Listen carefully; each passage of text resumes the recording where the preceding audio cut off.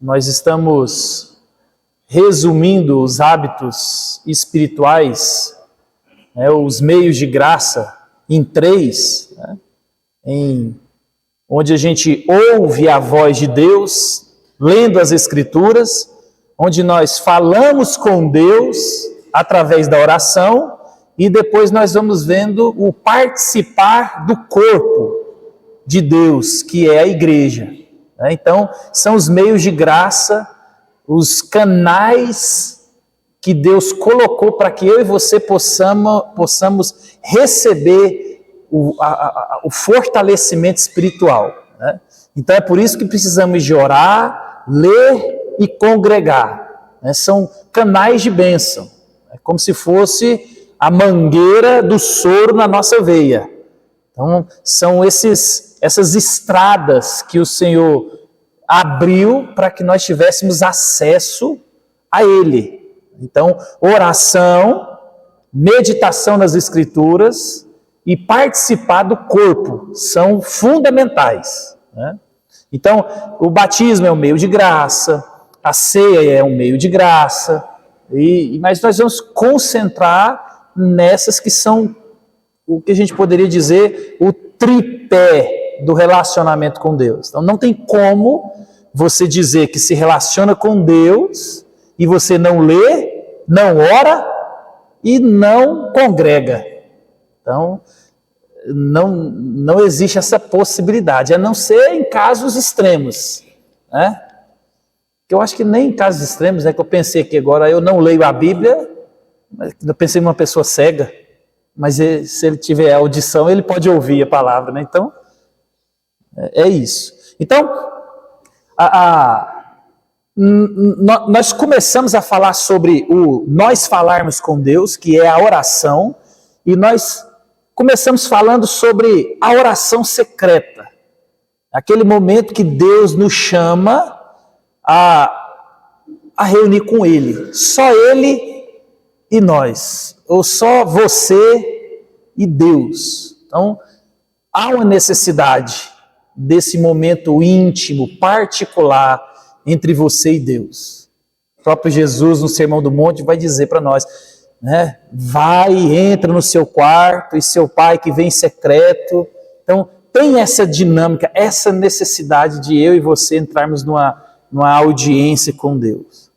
Então, não necessariamente precisa ser num quarto. Pode ser debaixo de uma árvore, pode ser caminhando. Você quem faz o seu momento a sós com Deus. Mas o cerne da questão é você e Deus, sem distrações. Então, se você está dirigindo, ou se você está debaixo de uma árvore, caminhando, não importa. O que importa é você e Deus sem distrações. E o Senhor nos chama a fazer isso. Aqui nós vemos um exemplo do próprio Jesus fazendo isso. E a gente tem que parar e pensar, Jesus é Deus. Jesus é Deus, Jesus não tem pecado. Jesus está em plena comunhão com Deus, plena comunhão com o Espírito, plena comunhão com o Pai. Mas mesmo assim, a gente vê, e despedia as multidões, subia ao monte a fim de orar sozinho. Então, Jesus sendo o próprio Deus, ele vai escolher os discípulos, ele vai orar sozinho. Então, Jesus precisa de tomar algumas decisões, ele ora sozinho. Então, Jesus está no Getsêmani, ele ora sozinho. Então, há essa necessidade de eu e você tirarmos tempo para orarmos. E é um tempo, meus irmãos, de quantidade. Existe uma frase que ela ficou muito aceita no meio dos pais, principalmente, que para justificar a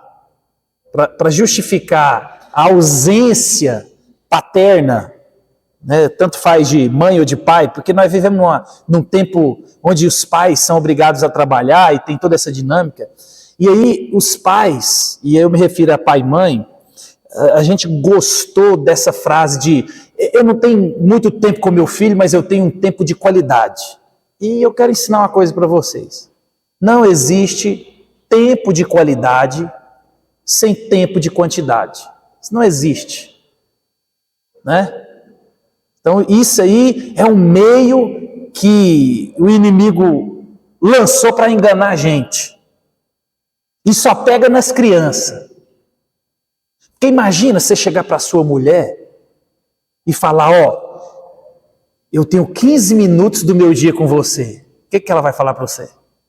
Imagina, você chegar na sua esposa e falar que você, 15 minutos. Você chega no seu marido e fala, tenho meia hora para você. Então, isso é uma conversa fiada. Então, não existe tempo de qualidade sem qualidade de tempo. Lembre-se disso. Independente das tarefas que nós temos, das responsabilidades que nós assumimos, você precisa de ter tempo. Relacionamento se desenvolve com tempo. E é qualidade de tempo. E quantidade de tempo. Né? Então lembre-se sempre disso. Oração do mesmo jeito. Como que eu e você poderemos entrar em conversa profunda com Deus? Né? Se você, por exemplo, é igual a mim, eu não consigo chegar, por exemplo, e começar a estudar. É como se fosse um ritual. Né? Então eu tenho que sentar, aí eu abro a Bíblia, aí eu às vezes escuto a música, às vezes eu escuto um sermão. Né? Então assim, é quase que um ritual para como se fosse eu esquentar. E isso exige tempo, às vezes vai 1h30. Então, assim, eu estou falando de mim. Né?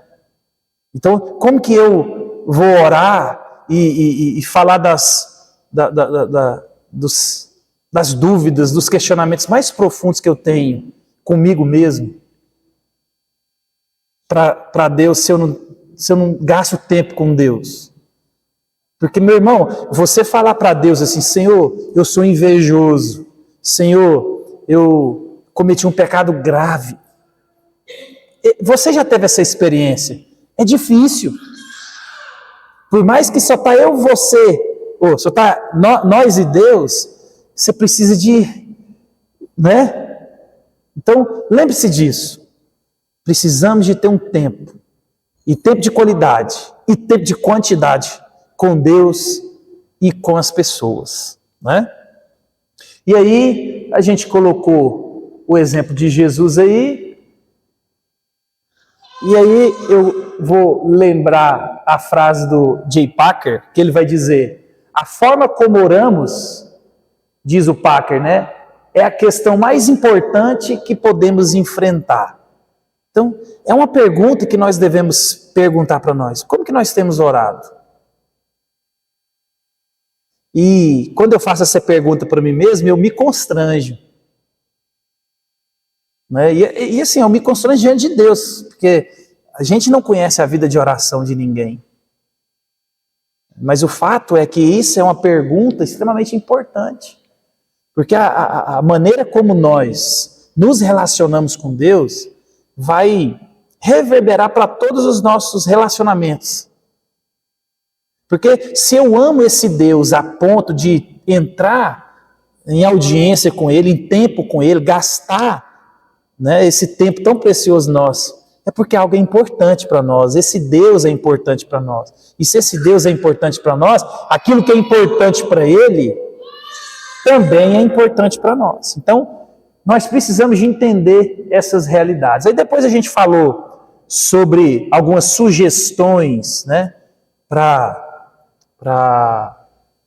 criar um tempo de oração a sós, né, ou o Quarto de Guerra. Quem não viu o filme, veja, é um filme muito bom, né, Quarto de Guerra. Então criar um quarto ou criar um lugar privado, comece com a Bíblia, aquele negócio esquentando. Né? Lembra da dica que eu dei do End 9? Então, Esdras, Neemias e Daniel 9. São orações extensas desses nossos irmãos e aprenda com as orações deles. Ore os salmos. Né? O salmo é onde os camaradas oram com o coração aberto. Senhor, vinga, mata. E eles estão orando ali sem pecar. Então, ore os salmos. Comece com a Bíblia, né? Adore, confesse, suplique. Aí a gente falou aqui dessa dica de Lutero aqui. Não, deixa eu olhar aqui, porque eu fico... De Lutero, né? Mas aqui a gente só para passar, né? E agora, continuando ainda na oração, orar, meus irmãos, com constância e companhia. Então a gente foi orientado para orar só nós e Deus. Agora, como a gente vai ver mais à frente, né? A igreja, o corpo, é o meio de graça. A gente também trazer para esse momento, né, só nosso e Deus, pessoas, né? Trazer irmãos. Mas lembre-se, homem com homem, mulher com mulher. Nunca, na sua vida, hipótese nenhuma, ore com sexo oposto. Não faça isso. Oração, ela é um veículo que gera intimidade, e esses negócios é muito perigoso. Se a gente fosse ver, tem muito problema. Então, homem com homem, mulher com mulher. Mas ele vai nos chamar a uma oração em companhia, né? Aí ele vai dizer: a oração é o cerne da vida cristã. Não apenas obediência ao mandamento de Deus, mas é um meio vital de recebermos a sua graça contínua para a nossa sobrevivência e crescimento espiritual. A alegria da oração, a comunhão com Deus, é essencial para o que significa ser cristão. Sem oração não há relacionamento verdadeiro com Ele e nenhum prazer profundo em quem Ele é, mas apenas vislumbres de longe, né?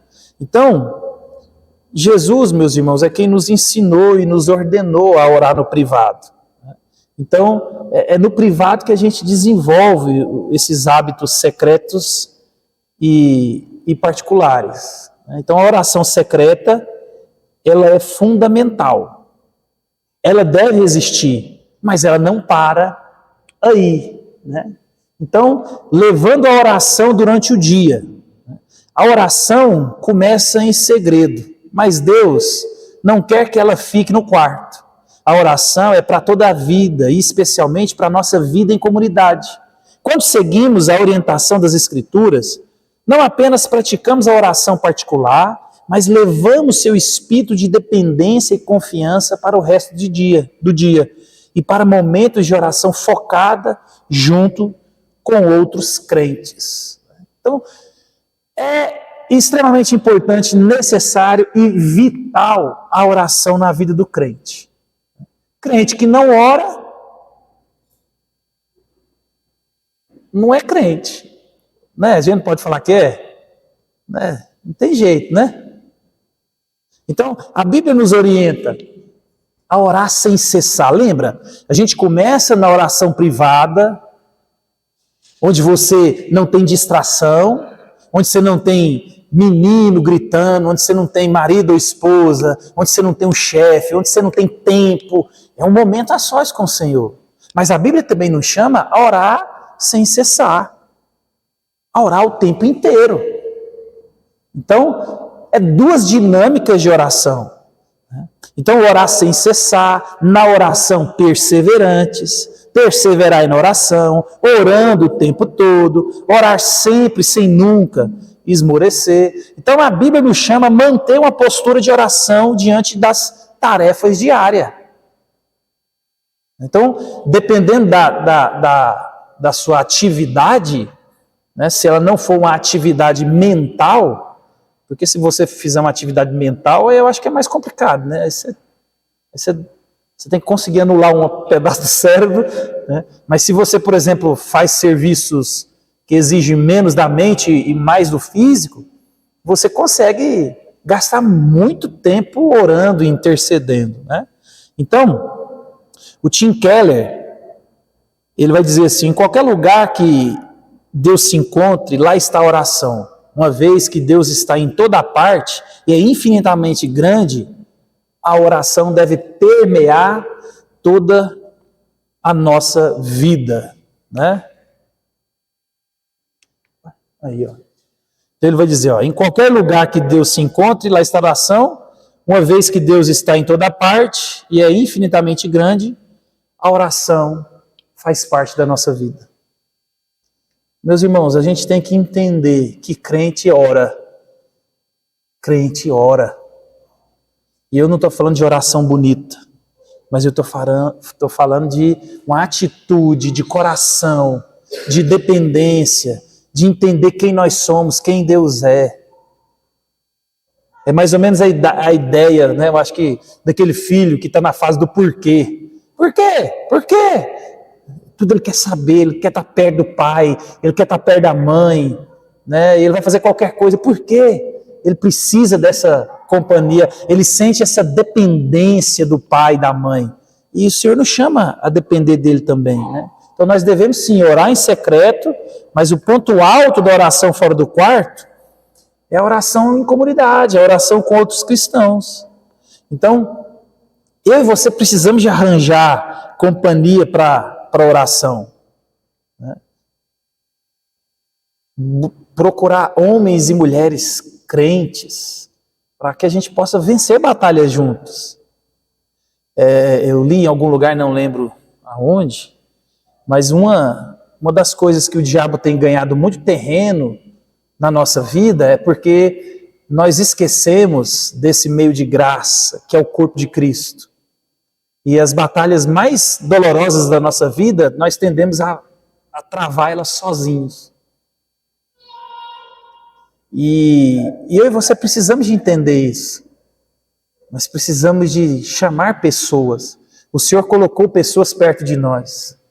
Você tem, eu tenho, nós temos alguém de confiança, alguém que a gente pode contar as nossas mazelas, as nossas feiuras, né? E pedir ajuda, né? Oração, lembra? É uma guerra. A nossa luta não é contra carne nem sangue, é contra principados. É contra o diabo. É uma luta espiritual, não é uma luta carnal somente.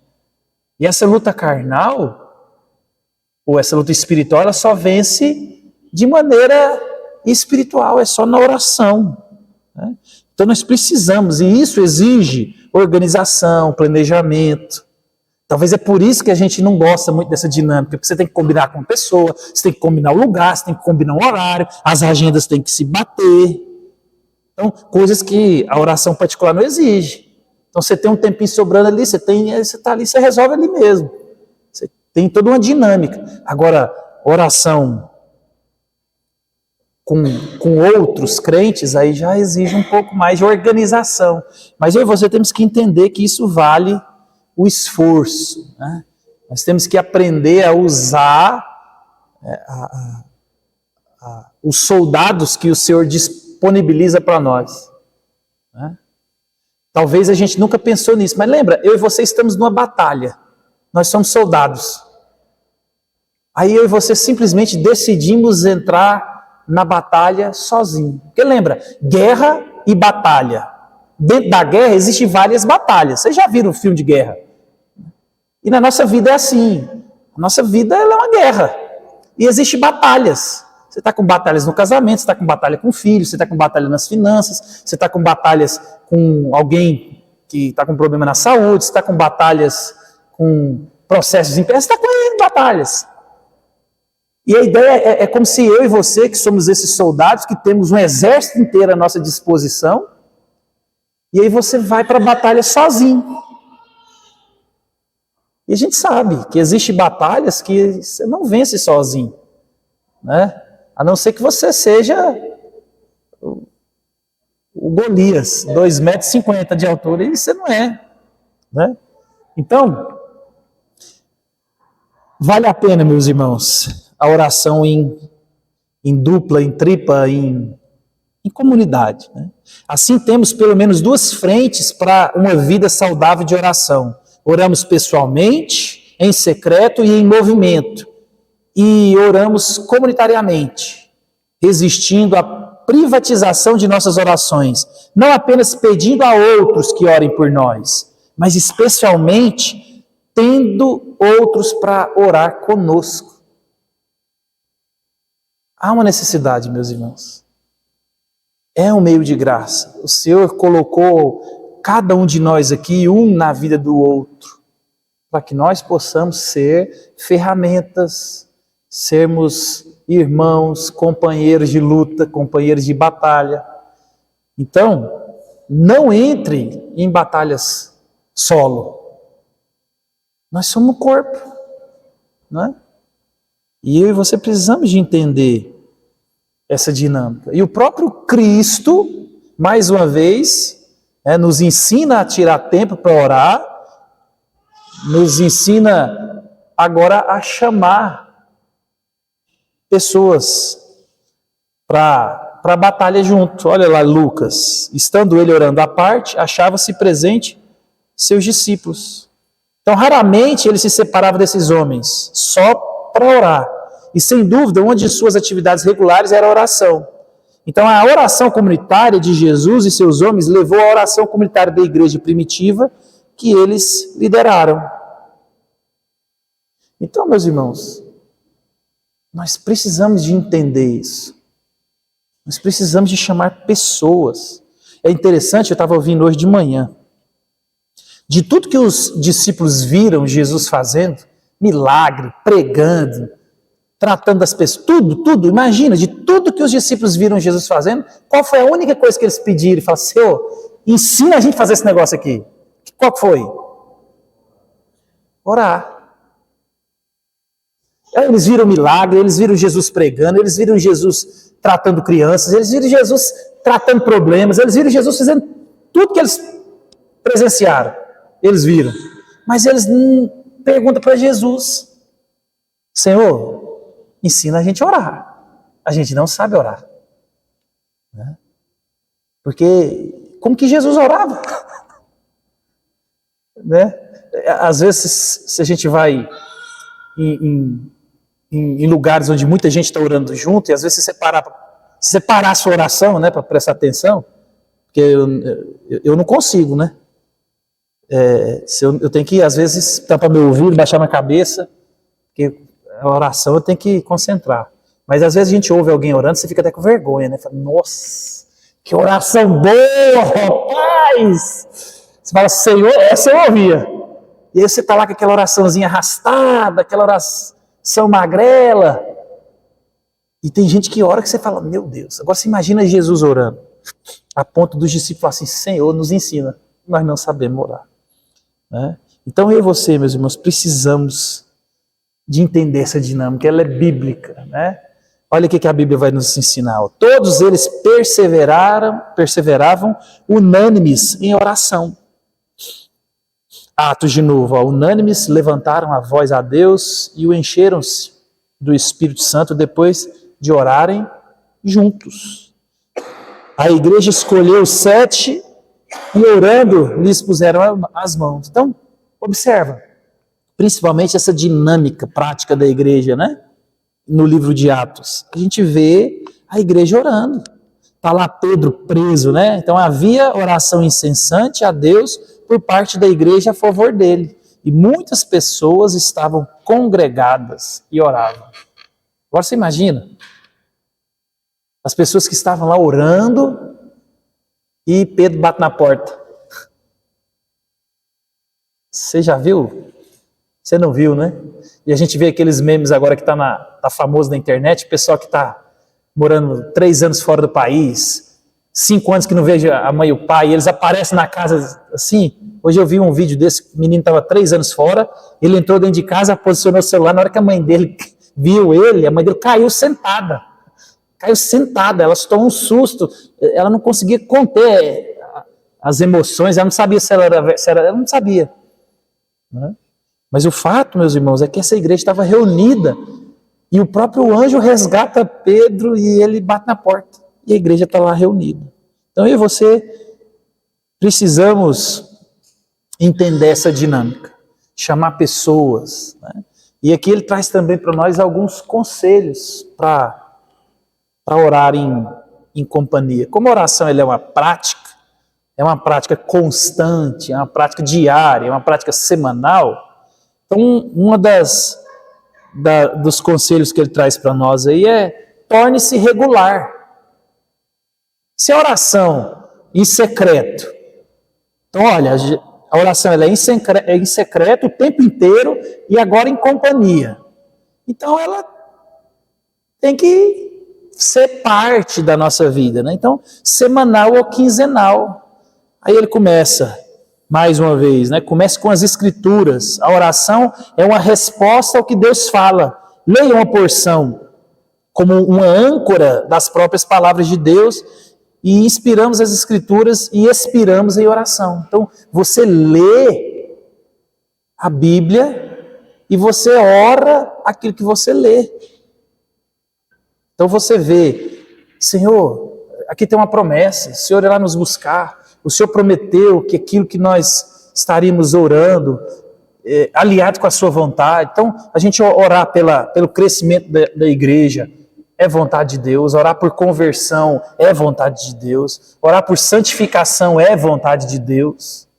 Então a gente aprende muito com as orações da Bíblia a orar nessa dinâmica, né?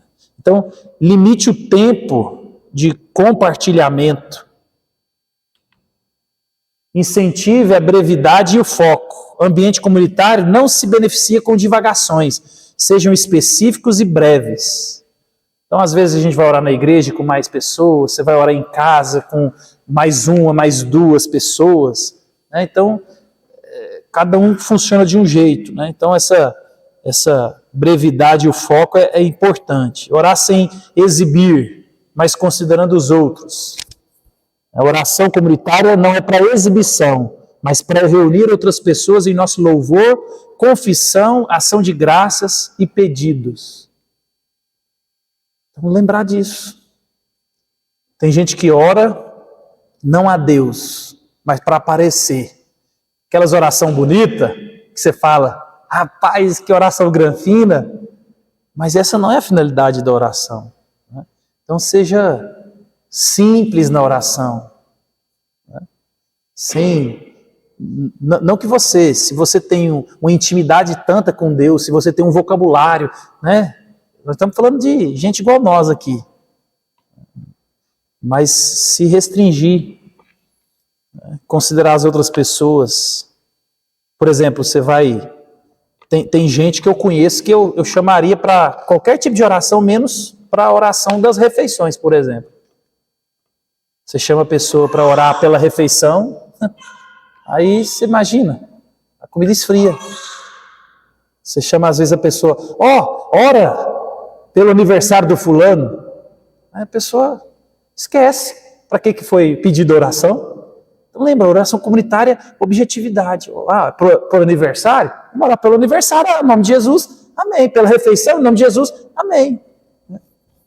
Então tem essas dinâmicas. A boa oração comunitária não é apenas dirigida a Deus, mas considera nossos companheiros de oração. Isso significa que, como Jesus, oramos na maioria das vezes com nós, nos e nós, e com autenticidade e fraquezas apropriadas aos que estão reunidos. Então lembra, se você vai orar para outra pessoa, 2, 3, ou para a igreja, você está orando em nome de Jesus, mas junto com a comunidade. Então, Senhor, nós estamos aqui, nós queremos te agradecer pelo culto, nós estamos felizes, porque depois, quando a gente vai terminar, a gente vai falar o quê? Amém. Então, você consegue entender por que o apóstolo Paulo organiza o culto lá em Coríntios? Você imagina uma igreja, vamos pensar numa cena que não acontece. Você está numa igreja, aí pede para um orar, aí começa aquela gritaria, aí um quer orar mais alto, aí outro quer falar um negócio. Agora você imagina. Isso é uma oração em comunidade, uma oração comunitária, onde um ora, os outros prestam atenção e a gente concorda em oração. Isso é concordar em oração. Agora você imagina, você levanta, que cada um ora de um jeito, gritando, você fica igual uma barata tonta. Aí de repente, Quando você vai falar amém, amém, por quê? Eu nem escutei esse negócio. Então, oração, meus irmãos, é organizado. Então, lembra, aqui nós estamos falando da oração, tanto você, mais um, mais dois, mais três, um grupo pequeno, mas a oração também na igreja. Trazer os seus problemas, as suas guerras, as suas batalhas para a comunidade. E a comunidade aqui, mais uma vez, de pessoas que você tem mais afinidade, né, e de toda a comunidade. Então, não é que você precise de trazer todos os seus problemas para todo mundo e colocar aqui no mural da igreja, não é isso. Mas o princípio é você trazer os soldados disponíveis para a batalha. Não entre em batalha só. Não entre.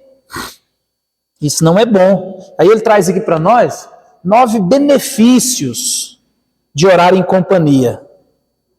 Então, o primeiro benefício aqui é mais poder. Mateus 18, 15 a 20, ó.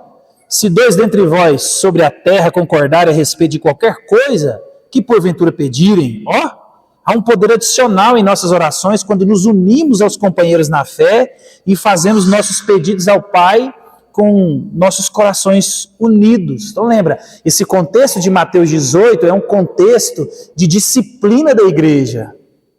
É um contexto onde você precisa de tomar decisões, onde você precisa de estar em uma situação que às vezes não é tão comum. Alguém que se arrepende, alguém que confessa, se reconcilia. Então, a comunidade ali reunida no mesmo propósito, né, traz mais essa dinâmica. A alegria multiplicada. Ao orar com outros, não apenas aumentamos a nossa alegria, mas também a deles. E quando ajudamos os outros em sua alegria em Deus, nós novamente aumentamos a nossa. Olha tanto que é bom eu e você podemos orar e saber que nós podemos contribuir de alguma maneira com as pessoas. Porque às vezes a pessoa está passando por um problema de saúde, o que você pode fazer? Além de orar. Às vezes muito pouco, né? Então só orar. E a pessoa saber que você está orando por ela, isso é bom. É por isso que eu odeio, vou usar essa palavra para vocês, né, entender minha indignação. Às vezes, quando coloca no grupo de WhatsApp, é 2 coisas que me irrita. Eu sou carne da carne, né? Mas tem coisa que comunica mal. Por exemplo, alguém coloca alguma coisa no grupo, um pedido de oração, e as pessoas querem responder no grupo. Gente, isso não comunica que você está junto com a pessoa. É igual parabéns de aniversário. O cara está num grupo comunitário, aí coloca um aviso num grupo grande que é aniversário do Zé. E todo mundo acha que o grupo é lugar de dar parabéns. Não, quer dar parabéns, vai no privado do irmão. Ô, meu irmão, eu estou orando com você, ou esse dia que alegre. Ou o irmão está pedindo oração. Meu irmão, conte com as minhas orações. No outro dia, meu irmão, estou de pé ainda com você em oração. Mas então, observa como a gente entra num fluxo de manada e a gente só cumpre rituais e não participa. Então, como que a gente vai alegrar com o irmão se você não participa dessas coisas? Por isso que a oração comunitária, ela traz essa alegria, mas para quem de fato está participando. Então, chama no privado. Então, a partir de hoje, tentam fazer esse exercício. A hora que alguém colocar num grupo que alguém está pedindo oração, vai no privado da pessoa. Fala, meu irmão, estou com você. Tem mais outro pedido? Está precisando de mais alguma coisa? Porque às vezes, você, dependendo da situação, você pode ajudar de outra maneira, você pode ajudar financeiramente, você pode ajudar com uma informação, com uma indicação. Mas lembra, a gente quer parecer bonito, às vezes é para quem? Aniversário do mesmo jeito. É aniversário da pessoa, para de colocar parabéns no grupo lá de todo. É um grupo de aviso. Fala para a pessoa, meu irmão, que estou alegre porque hoje é seu aniversário, quero orar com você, eu acabei de orar pelo seu aniversário aqui. Isso comunica amor. Lembra, a gente agora está numa época onde o WhatsApp virou meio de comunicação. Mas não é porque o WhatsApp ele é um meio de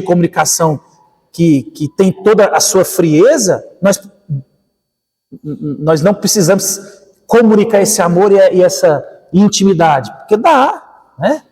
A gente pode fazer isso. Então, além de alegria uns aos outros, maior glória a Deus. Então, nossa alegria multiplicada em Deus resulta em glória multiplicada para Deus.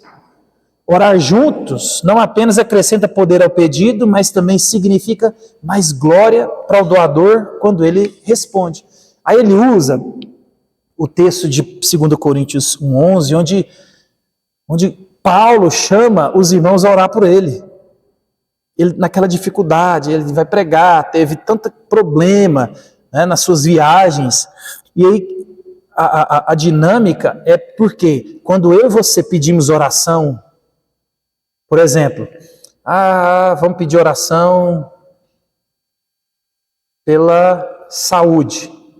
E a gente está orando pela saúde do irmão.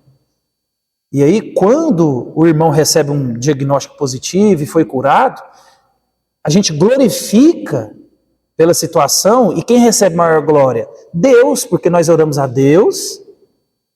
E aí, olha aqui, quando a gente recebe o diagnóstico, quando a gente recebe o resultado da oração comunitária, o Senhor respondeu de maneira positiva, e aí nós voltamos, Senhor, eu glorifico ao Senhor, porque o Senhor respondeu às nossas orações. Então a nossa alegria é multiplicada, e isso resulta em glória. Então, observa, a nossa vida, as nossas batalhas, as nossas dificuldades, elas são para ser compartilhadas, né? Compartilhadas com pessoas que nos amam, pessoas maduras, pessoas que de fato vão nos ajudar. Mas o fato é que quando nós compartilhamos, quando nós oramos em conjunto, quando Deus responde, Deus é glorificado. A gente pode ver isso, né? Ministérios e missão frutífera. Então esses textos aqui mostram o pedido de Paulo para que as igrejas orassem por sua obra evangelística. Então ele era capaz de orar individualmente, mas ele previu que haveria maior produtividade na obra quando outros se juntassem a ele em oração. Então, meus irmãos, nós devemos usar esses recursos disponíveis que Deus nos deu. Não fique com vergonha. A gente tem vergonha, né? É igual a gente estava no curso de homens, segunda-feira, aí eu falei para os homens, que eu já sei como é que funciona, né? Então, a gente faz uma lista de oração no primeiro encontro, e as orações são orações superficiais. E eu não estou falando que isso está errado. Nós temos que orar por tudo, mas eu queria que fizesse isso, abrisse uma porta, queria que abençoasse o fulano, ciclana, aí na segunda, não, mantém, aí eu falei, meus irmãos, vamos tentar pedir orações para nós mesmos, vamos falar de nós. Senhor, abençoe que eu tenho um pecado, eu não dou conta de soltar esse negócio. Senhor, eu tenho um problema lá em casa, eu não consigo vencer, porque é para a gente lutar as batalhas corretas. É por isso que a gente precisa de pessoas e criar intimidade com essas pessoas para que nós possamos entrar em audiência com Deus de maneira correta. Senhor, abençoa o meu irmão, ele está com um problema assim, assim, assim. Né? Nos dê sabedoria, nos dê discernimento. O que eu posso fazer? Então, uma coisa assertiva. A gente consegue orar até com maior intrepidez, com maior fervor. Então, participar dessa dinâmica. Então, outra razão é a unidade entre os crentes.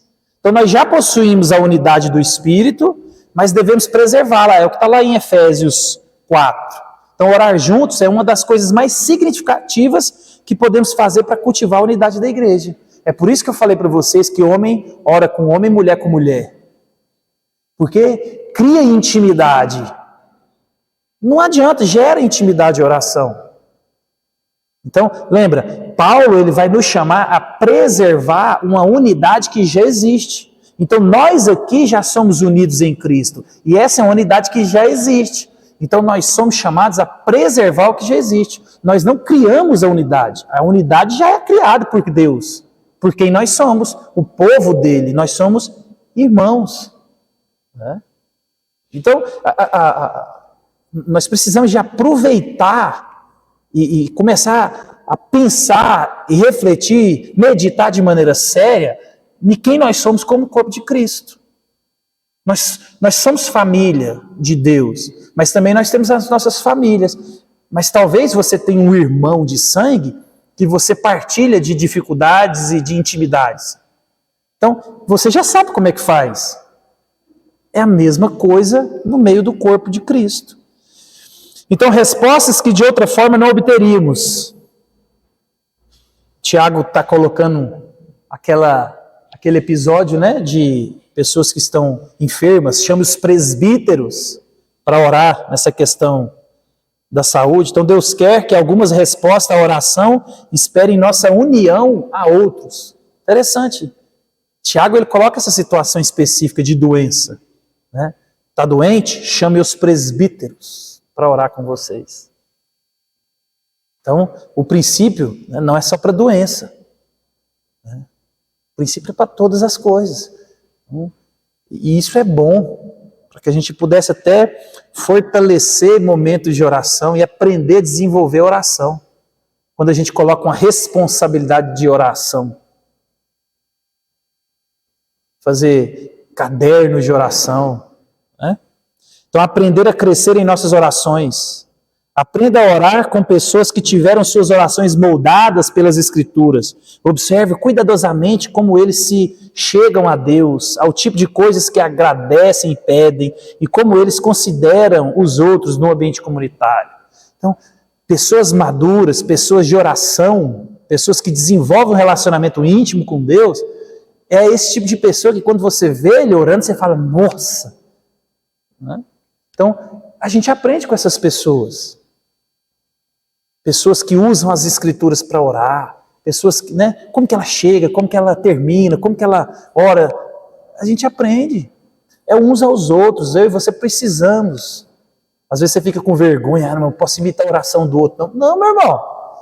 Rapaz, nós somos chamados a imitar. Se tem uma coisa que nós precisamos fazer, é imitar. Imitar os bons crentes, imitar os homens da Bíblia, imitar as mulheres, os homens de Deus, imitar os bons pais. Imitar. Se a gente imitasse os bons crentes, os bons servos, né, em todos os aspectos, a gente já ganharia muito com isso. Outro benefício, né, conhecer uns aos outros. Quando oramos juntos, não apenas revelamos o que mais domina nosso coração e é realmente nosso tesouro. Mas quando oramos juntos, aí ele cita Jack Miller, é possível dizer se um homem ou uma mulher tem de fato um diálogo com Deus. Então o que ele está querendo dizer, em suma? Que quando a gente ouve algumas pessoas orando, a gente sabe se a pessoa orou ou não. Essa oração individual, essa oração de relacionamento com Deus. E muita gente não gosta de orar publicamente, não é porque tem vergonha, é porque nem sabe orar. E isso é para que eu e você possamos entender que há uma deficiência no relacionamento com Deus e eu e você precisamos desenvolver isso. Então, olha os benefícios de orar em conjunto. Né? A gente desenvolve essa intimidade, conhece uns aos outros, de maneira que a gente conhece até quem não é da oração. Eu falei, esse aí só ora para comer, para dormir, para viajar, quando está com problema. Porque ele não vai começar a oração, ele gagueja, aquele negócio não sabe como é que... Né? Então, a gente conhece as pessoas, né, de maneira positiva e negativa. Conhecer melhor a Jesus. Né? O grande propósito da oração não é obter coisas de Deus, mas obter o próprio Deus. Através da oração conjunta, podemos enxergar aspectos da glória de Deus através das experiências dos outros. O Tim Keller, mais uma vez, nos ajuda aqui, né? Ao orar com amigos, você será capaz de ouvir e ver as facetas de Jesus que ainda não percebeu. A melhor coisa que tem é quando você vai ouvir missionário. Rapaz, se você tiver a oportunidade de ouvir um missionário que foi para o campo difícil, né? Missionário.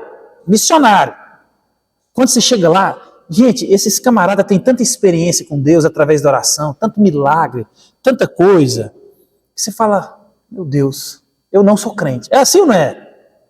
Você já ouviu um missionário? Compre um livro de missões.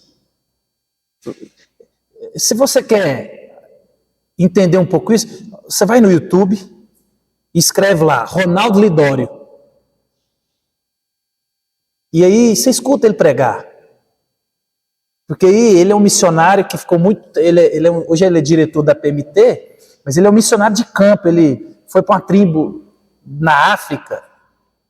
E aí vocês escutam ele, testemunho.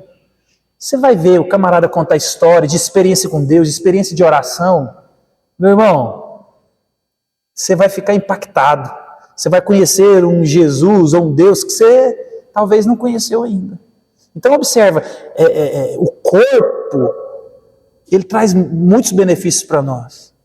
Então a gente tem que se envolver com pessoas que de fato têm um envolvimento com Deus. Eu vou parar aqui que já chamo 36, para a gente não ficar extenso, que eu não vou terminar. Não, dá para terminar. Dá. Não dá não, vai ficar muito. Vai dar não. E a gente vai falar, a gente vai falar de aquilo que a gente faz muito, não é jejum? Quem que jejuou esse ano? E a gente vai falar de jejum e a gente vai aprender o que é jejum. Então eu não vou deixar para falar semana que vem, porque aí a gente fala com mais cuidado, né? E a gente vai ver que tem muita gente que não jejua. Tem muita gente que faz dieta. E nós temos que entender esse meio de graça, né? Porque senão você está passando fome de bobeira. E a gente vai também ver que você não precisa de fazer só jejum de comida. Tem pessoas que são proibidas de fazer dieta ou de jejum, né? Tem gente que não pode. Tem gente que tem problema de saúde e não pode ficar sem comer mais de 2 horas. Não pode. Então essa pessoa pode fazer jejum? Não de comida, mas pode fazer jejum. Então a gente vai falar sobre isso, afiando as nossas afeições. A gente aprender eu estava estudando sobre isso, e eu fui escutar um sermão sobre Mateus 6, sobre jejum. Rapaz, eu fiquei envergonhado. Eu, sem brincadeira, se eu pudesse esconder e falar no buraco, como que a gente não é crente? Porque a gente não faz jejum não, meu irmão. E a gente sempre, uma das orações, pedidos de oração que talvez você e eu mais escutamos é o quê? Meu irmão, minha vida espiritual, não é assim? A hora que eu estou frio, ora pela minha vida espiritual. Meu irmão, a gente tem que aprender a jejuar. Você quer ter uma vida espiritual marcante, musculosa, é jejum. Porque jejum é troca. Você vai trocar, você vai trocar alguma coisa por Jesus, alguma coisa pela oração, alguma coisa, né? É por isso que eu estou falando que tem gente que está fazendo dieta e não está fazendo um jejum. Mas a gente fala isso semana que vem.